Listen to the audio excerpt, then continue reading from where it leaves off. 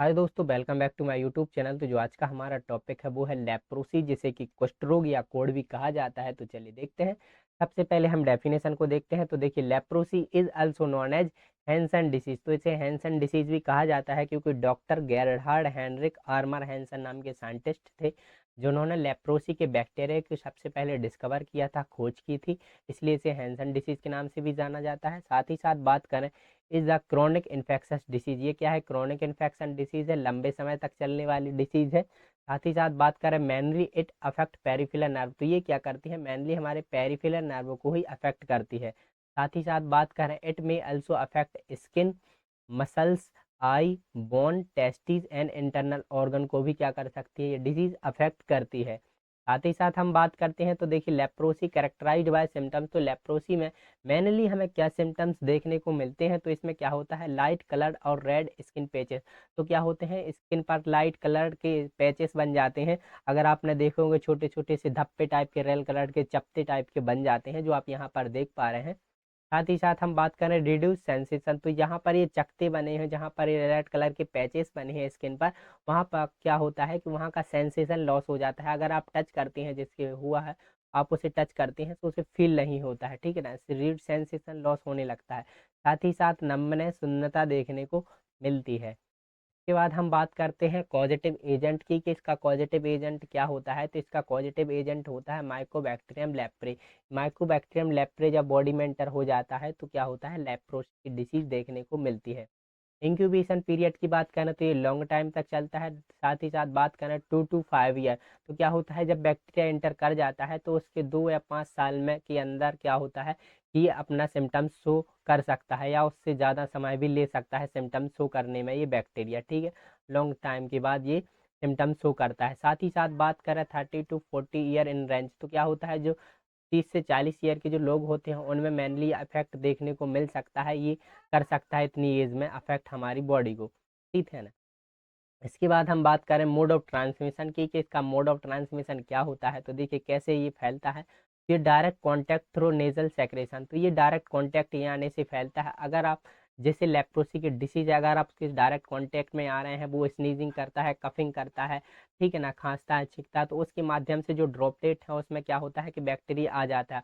और जैसे ही कोई हेल्दी पर्सन वहाँ की एयर को इनहेल कर लेता है, उसके ड्रॉपलेट को इनहेल कर लेता है, तो उसके माध्यम से मेनली फैल सकता है। साथ ही साथ बात करें इन्फेक्टेड आर्टिकल एंड फोमाइट। तो क्या होता है कि जो जो व्यक्ति ने टच किए हैं, जो आर्टिकल हैं, जो फोमाइट है, जो वस्तुएं हैं, वो इन्फेक्टेड हैं एक इन्फेक्टेड पर्सन से, वो यूज कर लेता है कोई हेल्दी पर्सन, तो उसके माध्यम से फैल सकती है।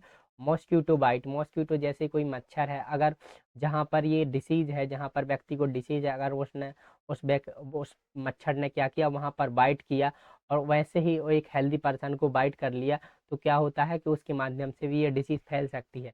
इसके बाद हम बात करते हैं टाइप ऑफ लेप्रोसी की, इसके टाइप कितने हैं। तो इसके मेनली 3 टाइप होते हैं। लेप्रोमोटस लेप्रोसी एंड ट्यूबरकुलोइड लेप्रोसी, जैसे टीटी भी बोला जाता है, एंड डेमोर्फस लेप्रोसी। चलिए देखते हैं हम एक एक करके कि ये क्या होता है। सबसे पहले हम देखते हैं लेप्रोमोटस लेप्रोसी। लेप्रोमोटस लेप्रोसी क्या होती है? देखिए, the lepromatous from attack peripheral nerve. तो ये मेनली इसमें भी क्या होता है कि ये हमारे पेरिफेरल नर्व को ही अफेक्ट करती है। साथ ही साथ बात करें skin, the hand, feet and mucous membrane and eye. तो जो लेप्रोमोटस लेप्रोसी है, जो कि मेनली हमारी अफेक्ट होती है नर्व, पेरिफेरल नर्व में, जो हमारी स्किन होती है, हैंड में, फीट में, और साथ ही साथ म्यूकस मेम्ब्रेन एंड आई को मेनली अफेक्ट करती है ये लेप्रोमोटस लेप्रोसी। साथ ही साथ इसमें क्या क्या कैरेक्टरिस्टिक देखने को मिलते हैं। तो देखिए, wide spread skin Leeson, skin पर लीसन्स बन जाते हैं, घाव देखने को मिलते हैं। इंक्लूडिंग न्यूडल्स, न्यूडल्स देखने को मिल जाते हैं, मतलब कि स्किन पर छोटी छोटी सी गठाने टाइप की भी मिल सकती हैं। प्लेक्यूस देखने को मिल सकते हैं, मतलब कि त्वचा पर पुट्टी का टाइप की देखने को मिल सकती है, छोटी छोटी सी पुंटी, जो आप यहाँ पर देख पा रहे होंगे रेड कलर में, ठीक है ना। पैचेस देखने को मिलते हैं। साथ ही साथ बात करें लेप्रोमोटस लेप्रोसी में, साथ ही साथ बात करें इसमें high bacterial load with week immune system, week immune response. तो क्या होता है कि जो बैक्टीरिया का लोड होता है वो ज़्यादा होता है, लेप्रोमोटस लेप्रोसी में बैक्टीरिया ज़्यादा होता है। इसके कारण होता क्या है कि हमारा जो वीक इम्यून रिस्पॉन्स होता है, जो इम्यून सिस्टम होता है, मेनली वो भी वीक होता है लेप्रोमोटस लेप्रोसी में।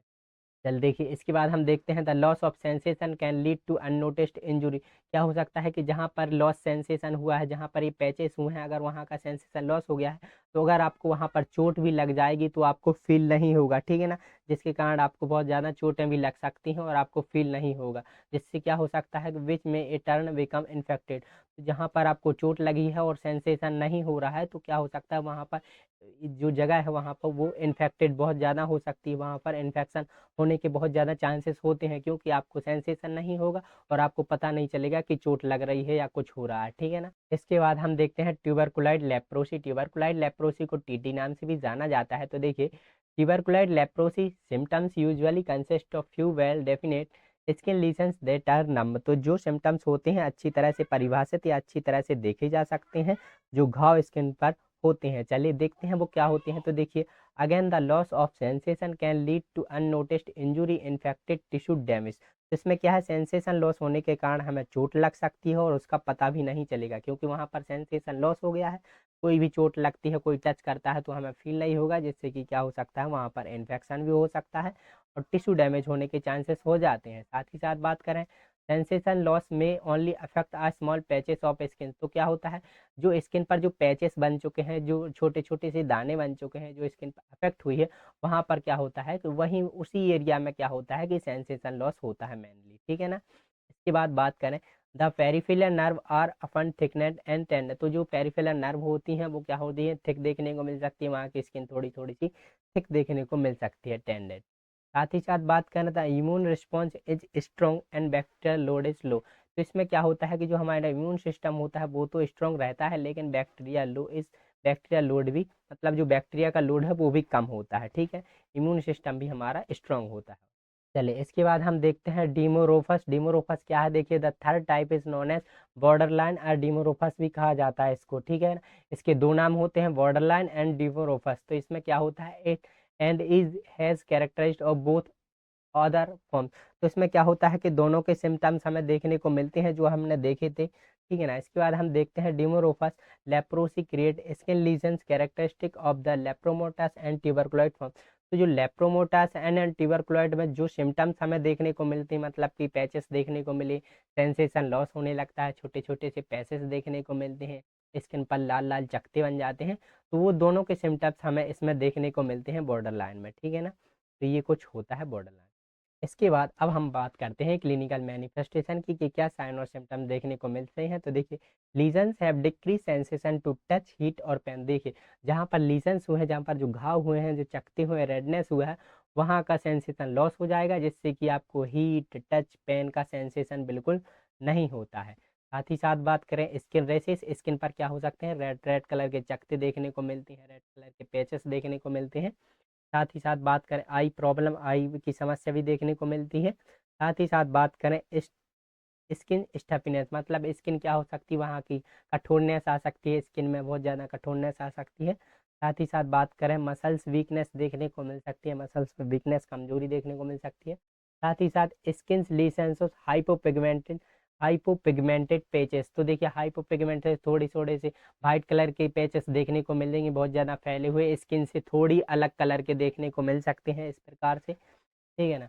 इसके बाद हम बात करें lesions do not heat after several week और मंथ। तो क्या हो सकता है, लीजन जो घाव है वो जल्दी ठीक नहीं होते, सेवरल वीक और मंथ से पहले तो वो ठीक नहीं होते, उसके बाद ही हो तक हैं, उसके बाद होते हैं, ठीक है ना।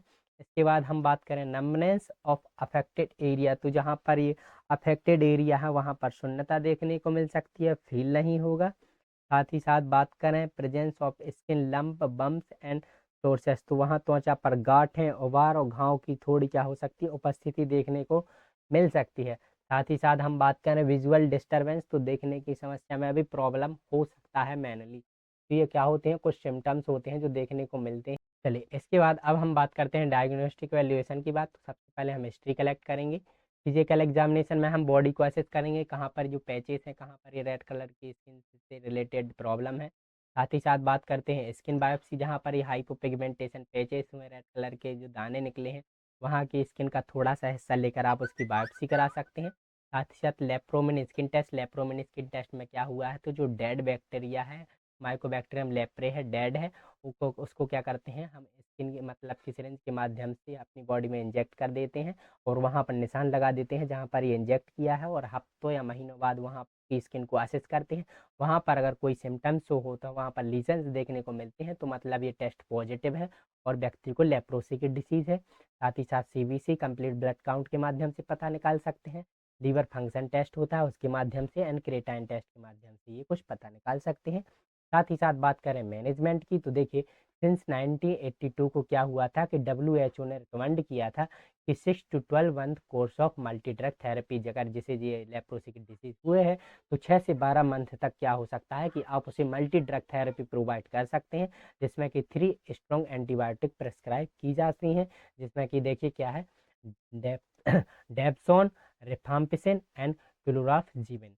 तो ये कुछ 3 एंटीबायोटिक होती हैं जो कि स्ट्रॉन्ग होती हैं, 6 से 12 मंथ तक ये चलती हैं। साथ ही साथ बात करें अदर एंटीबायोटिक इंक्लूड, तो कौन सी अदर एंटीबायोटिक है जो कि इंक्लूड की जा सकती हैं, तो मीनोसाइक्लिन, ओफ्लॉक्सासिन एंड क्लेरिथ्रो क्लेरिथ्रोमाइसिन। तो ये क्या होती हैं, कुछ अलग अलग से एंटीबायोटिक होती हैं। साथ ही साथ बात करें तो ओरल कॉर्टिकोस्टेरॉइड भी प्रोवाइड कर सकते हैं। साथ ही साथ बात करें प्रिवेंशन की, तो देखिए डिटेक्शन ऑफ केसेस एंड सर्वे, तो आप सर्वे कर सकते हैं, डिटेक्शन कर सकते हैं कि कितने केसेस हमें ये देखने को मिलते हैं, आप कम्युनिटी एरिया में जाकर सर्वे कर सकते हैं। साथ ही साथ कीमोथेरेपी जो ड्रग होती हैं, एंटीबायोटिक होती हैं, वो तो मैनुअली दी जाती हैं। Follow up cases and isolation of cases, अगर किसी को ये जिसको ये केसेस देखने को मिलते हैं उन्हें आइसोलेट करके रखना होता है, बोलना होता है कि ज़्यादा किसी से मिले ना, ताकि जो फैलने के चांसेस वो कम रहे।